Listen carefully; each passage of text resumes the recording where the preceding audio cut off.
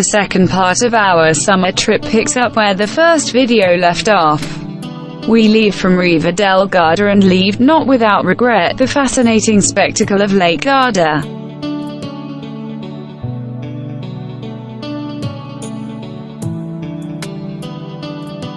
We head towards Trento, then pass through San Martino and fold back towards Ravenna.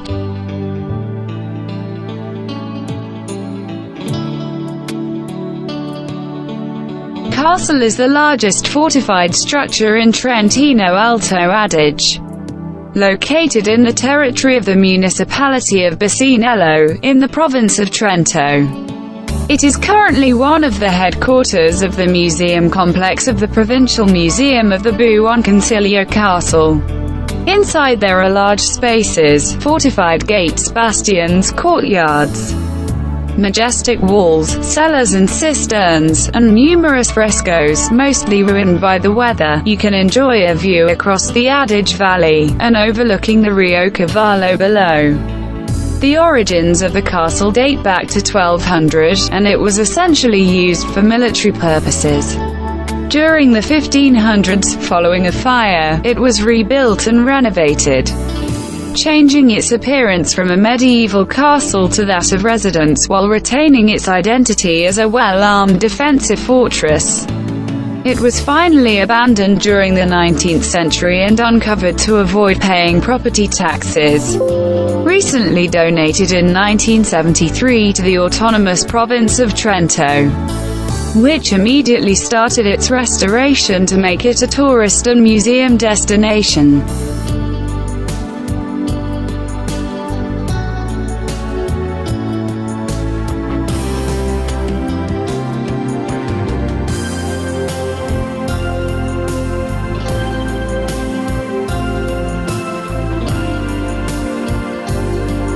Looking at the cathedral from the square, one realizes how the building integrates with the Castelletto dei Vescovi and with the adjacent Palazzo Pretorio. The Basilica of S. Vigilio owes its first origin to the burial of 3 missionaries murdered in 397.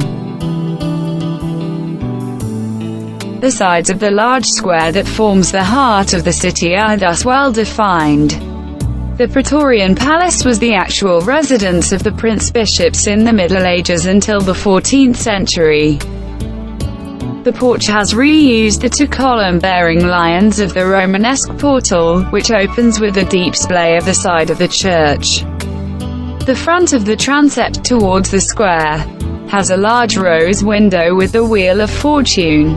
At the base of the wall, at a man's height, there are some length measurements, such as the pole, the step and the arm of Trento, engraved here to control the use of the market.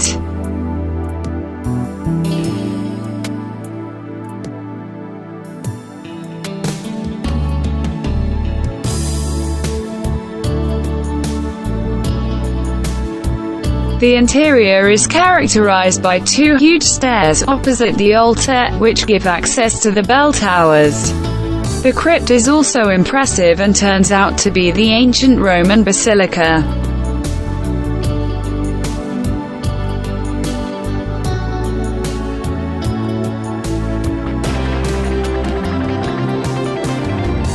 The Piazza del Duomo is undoubtedly one of the most characteristic and polychrome.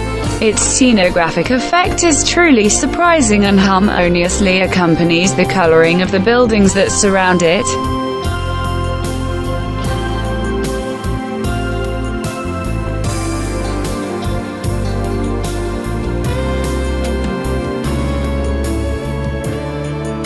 The Buon Consiglio Castle is one of the best-known buildings in Trento and one of the major monumental complexes in Trentino Alto Adige.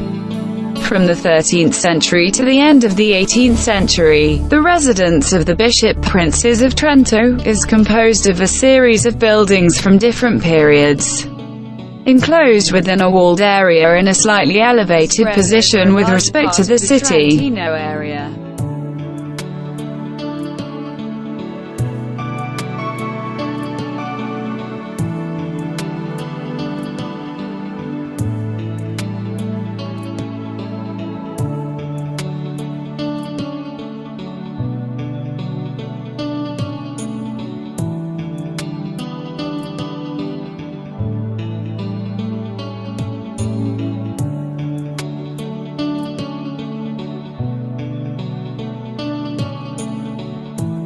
The Eagle Tower houses the famous cycle of the months, which is divided into 11 different panels.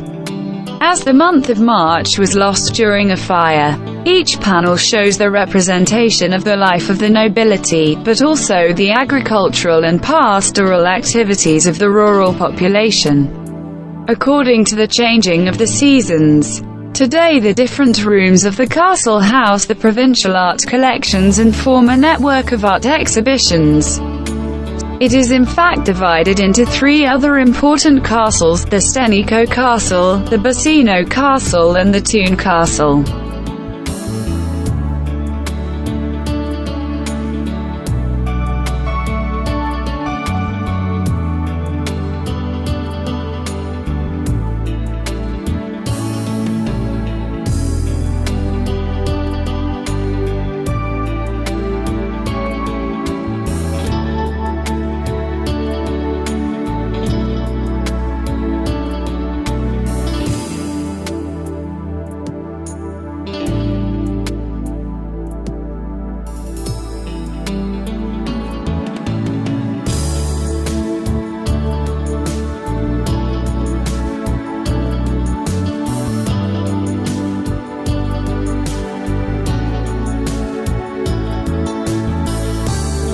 We leave San Martino with regret, both for the beautiful views and walks it offers, and for the extremely comfortable climate that has refreshed us, even in the height of summer. We began our descent towards the south, but before heading to Puglia, we will make a stop in the Ravenna area.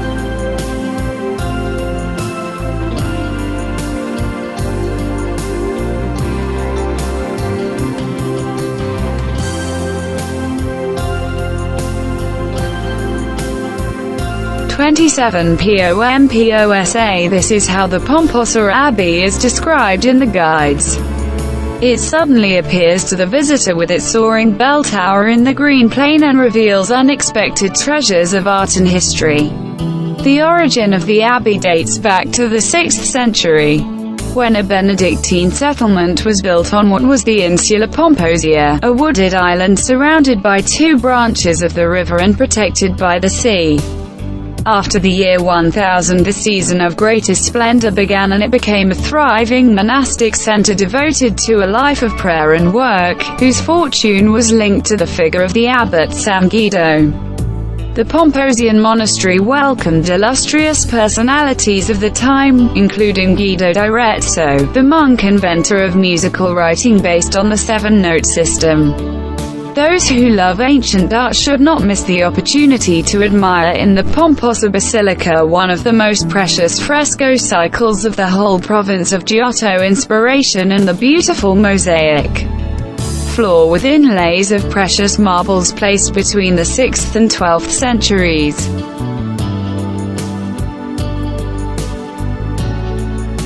On the side of the church rises the bell tower, 48 meters high, erected in 1063. It is divided into 9 modules, each of which, from the bottom up, has increasingly wider and numerous windows that give the building a particular lightness and an upward momentum underlined by the high spire roof. The red and yellow brick face retains very rare inserts of ceramic basins from various Mediterranean countries.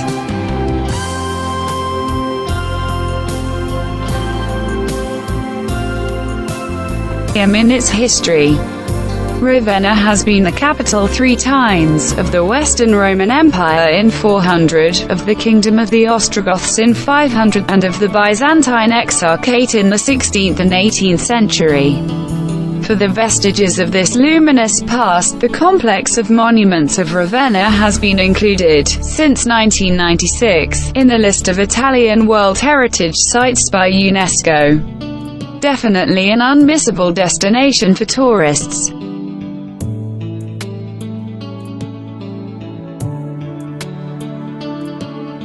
The Mausoleum of Theodoric, in Ravenna, is the most famous funerary construction of the Ostrogoths. It differs from all other Ravenna architectures for the fact that it is not built in bricks, but with blocks of Auresina stone to remember the Diocletian's palace in Spalato. The most striking feature of the building is the roof, formed by a huge single monolith in the shape of a cap, also in Istrian stone, weighing about 230 tons. It was transported by sea and hoisted onto the building through its 12 eyelet handles, still visible today.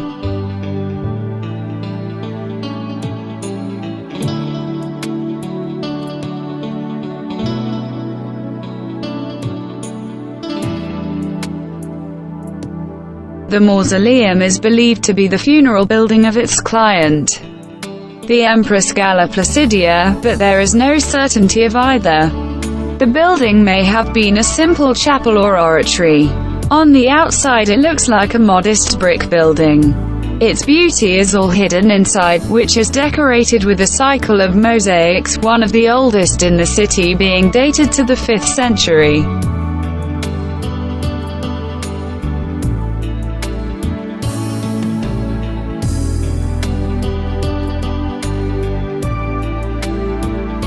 The lunettes of the dome present pairs of apostles. Among the apostles, St. Peter stands out, and, in front of him, St. Paul. The doves, on the lawn between the apostles, symbolize the souls in front of the source of divine grace. In the center are the windows covered with translucent sheets of alabaster. Even the light here played a symbolic role of representation of God.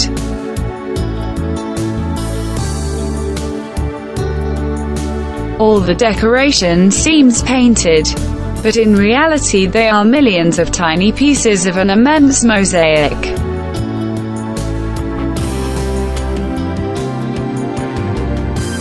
The Basilica of San Vitale is one of the most famous and important masterpieces of early Christian and Byzantine art. In October 1960, it was elevated to the dignity of a minor basilica. The building combines Roman architectural elements, such as the intrados dome, the shape of the portals and the towers, with Byzantine elements, such as the polygonal apse, the capitals and the brick construction. In the majestic interior, exedras open, pierced by a double order of arches and enclosed within large arches supported by corner pillars, which produce a multi-directional radial expansion. On these stands the dome, which is of greater elevation than those of similar Oriental churches. Everything helps to lighten the weight of the structural masses. The complex, already extraordinarily moved and light due to the repetition of the arches, must have been more so when it was not yet partially buried.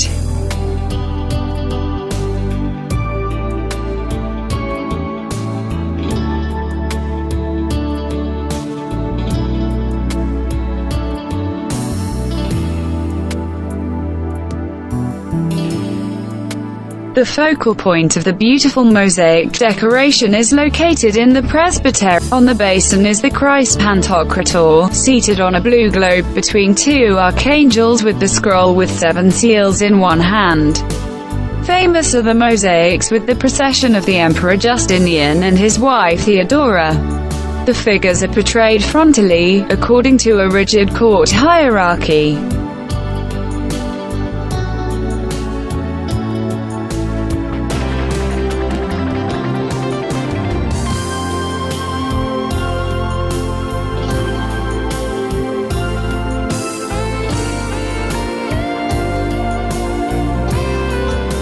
The gold tesserae decoration makes these mosaics particularly valuable.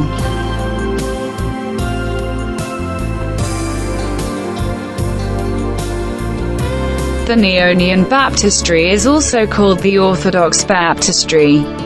The name of the Orthodox should instead be understood according to the meaning of the time, which meant the Christians of the right doctrine as opposed to the Arian heresy. Due to the lowering of the soil, typical of Ravenna, the monument is now buried by about 2 meters. It has a simple brick cladding.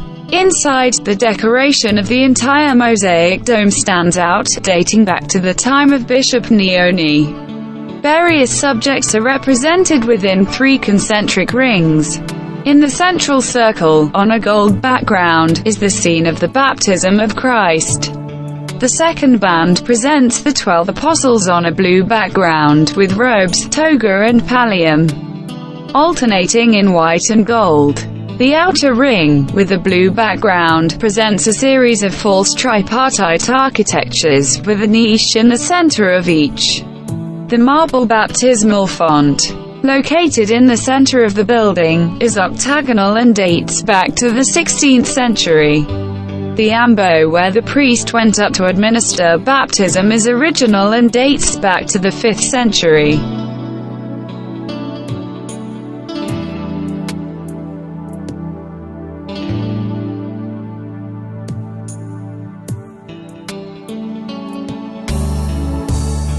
The Basilica of Sant'Apollinare Nuovo was built by the Gothic king Theodoric in 505. The current name of the basilica dates back to the 9th century, a period in which the relics of Bishop Apollinaire, due to frequent pirate raids on the Ravenna coast for reasons of safety, were transferred from the Basilica of Sant'Apollinare in Classe to the intramural Basilica of San Martino, which was renamed, in fact, Sant'Apollinare Nuovo.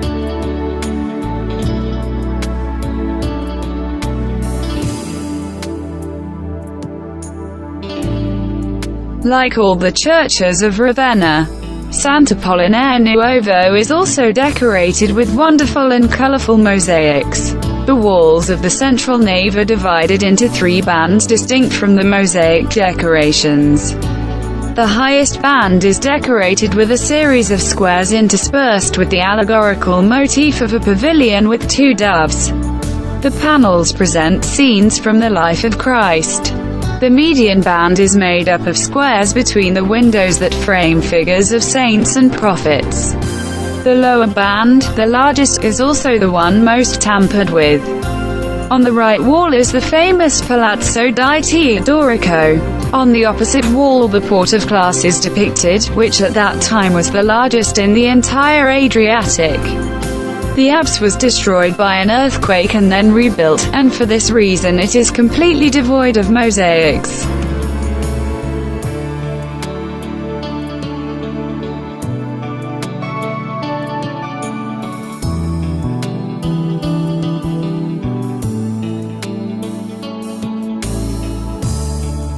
Basilica of Sant'Apollinare in Classe is a basilica built and financed in the first half of the 6th century by a private individual, the banker Giuliano Argentario.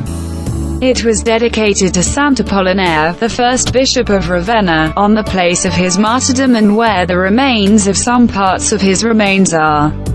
The basilica has 3 naves with an open truss roof. The naves are separated by 2 rows of 12 columns with streaked marble shafts and capitals with leaves, moved by the wind. All the decoration of the apsidal basin dates back to around the middle of the 6th century and can be divided into 2 areas. In the upper part a large disc encloses a starry sky in which stands a jeweled cross. In the lower area there is a green flowery valley, with rocks, bushes, plants and birds. At the center stands the solemn figure of Saint Apollinaire, with his arms open in an attitude of prayer, so that he may grant grace to the faithful entrusted to his care.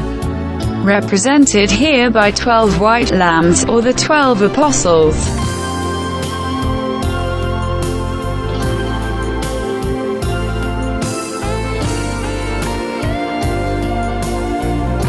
The only monument of Orthodox nature to have been built during the reign of Theodoric, the Archbishop's Chapel, also known as the Chapel of Sant'Andrea, is the ancient oratory of the Ravenna bishops.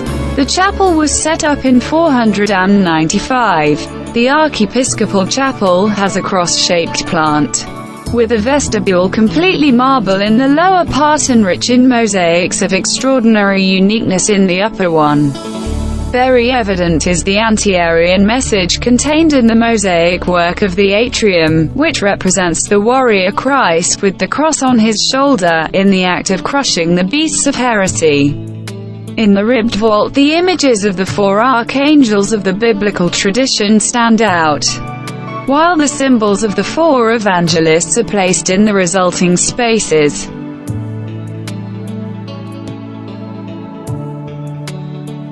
The bishop's chair is an episcopal throne with a wooden structure covered with ivory plaques, probably made in Constantinople in the 16th century. The richness of its decoration and the rarity of this type of furniture make it an exceptional example of early Christian ivory sculpture.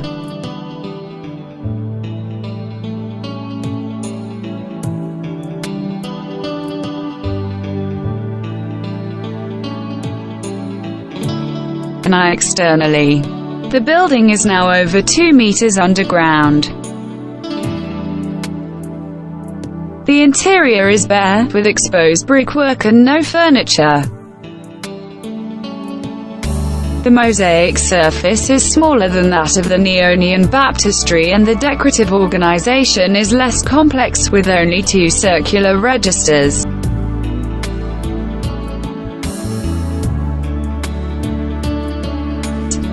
Note the 2 symbols of Arianism. Christ who goes eastward, that is, in a position exactly opposite to that of the Catholic Christ. And the presence of the empty throne, that is, without the seated Christ.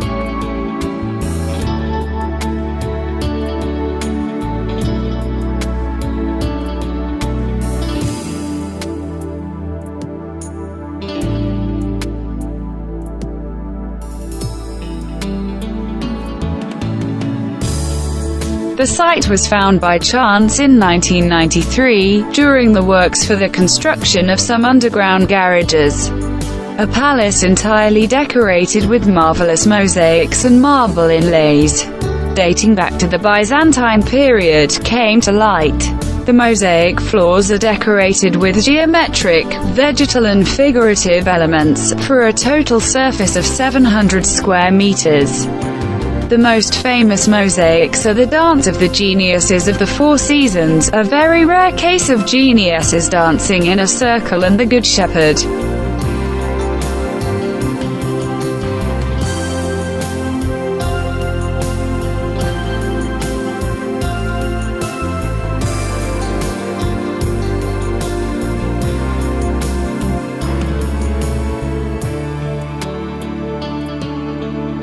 San Giovanni Evangelista, built in the 5th century, it is the oldest church in the city. In 1213, the floor was adorned with a mosaic. The images reflected various themes, from epics to legends, from naval battles to the Crusades. Some mosaics refer to the siege of Zadar and the taking of Constantinople. Found in 1736. They were extracted and reassembled into quadrangular panels. The panels were affixed along the 2 side naves of the basilica, where they can still be seen today. Of the sumptuous building today is reduced to just the facade block. But let's review the original building as depicted in the mosaics of Sant'Apollinare Nuovo.